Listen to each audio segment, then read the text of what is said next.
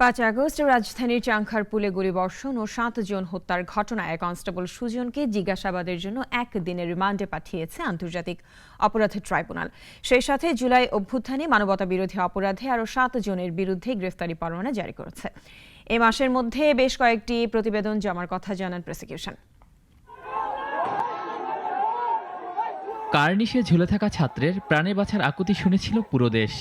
সামাজিক যোগাযোগ মাধ্যমে মুহূর্তে ছড়িয়ে পড়ে হৃদয় বিদারক এ ঘটনার দৃশ্য। সে ঘটনায় এসআই চঞ্চল চন্দ্র সরকারকে গ্রেপ্তারের পর আরও 2 জনের বিরুদ্ধে গ্রেপ্তারি পরোয়ানা জারি করে আন্তর্জাতিক অপরাধ ট্রাইব্যুনাল। একই সাথে মহাখালী ও উত্তরায় গণহত্যার 2টি মামলায় আরও 5 জনের বিরুদ্ধে গ্রেপ্তারি পরোয়ানা জারি করে বিশেষ আদালত।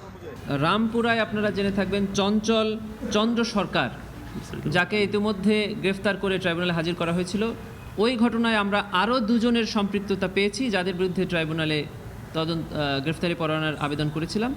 ট্রাইব্যুনাল মঞ্জুর করে এই গ্রেফতারি পরোয়ানাগুলো জারি করেছে। এদিকে চানখারপুলে গুলিবর্ষণ ও 7 জনকে হত্যার ঘটনায় আলোচিত এপিবিএন সদস্য কনস্টেবল সুজনকে জিজ্ঞাসাবাদের জন্য একদিনের রিমান্ড মঞ্জুর করে ট্রাইব্যুনাল। ইন্টারোগেশনের জন্য একটি অ্যাপ্লিকেশন দিয়েছিলাম, ট্রাইব্যুনাল সেটা আবেদন মঞ্জুর করেছেন একদিনের জন্য 12/2/2025 তারিখে। তদন্ত প্রতিবেদন কবে জমা দেওয়া সম্ভব হবে ট্রাইব্যুনালের এ প্রশ্নে প্রসিকিউশন জানান এই মাসের মধ্যেই বেশ কিছু প্রতিবেদন জমা দেওয়া সম্ভব হতে পারে। গ্র্যাভিটি অব দি অফেন্সকে আমরা প্রাধান্য দিয়ে তদন্ত করছি এবং যে সকল অপরাধের গভীরতা অনেক বেশি, আমরা সে সকল অপরাধের তদন্ত প্রতিবেদনই আগে জমা দেওয়ার জন্য প্রস্তুত করছি। ট্রাইব্যুনালে এখন পর্যন্ত 18টি মামলায় 115 জন আসামির মধ্যে 35 জনকে গ্রেপ্তার করা হয়েছে।